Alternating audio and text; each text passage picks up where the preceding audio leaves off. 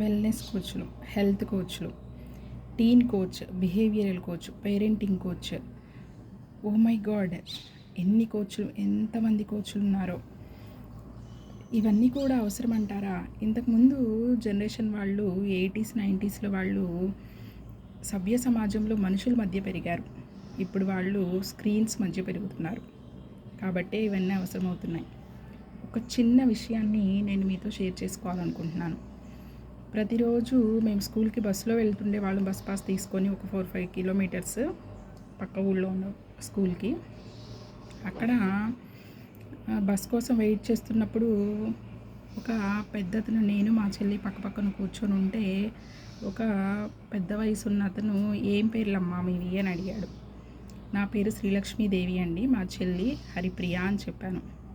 ఆయన ఏం చెప్పాడంటే, ఏమన్నాడంటే, మా పేర్లు విని, హరికి ప్రియమైనది లక్ష్మీదేవి, మీ పేరెంట్స్ ఎంత అద్భుతంగా మీ పేర్లను పెట్టారో మీరంత ప్రేమగా ఉండాలి అని. ఇలాంటి అనుభవాలు ఇప్పటి వాళ్ళకి ఉంటున్నాయంటారా? ఆలోచించండి.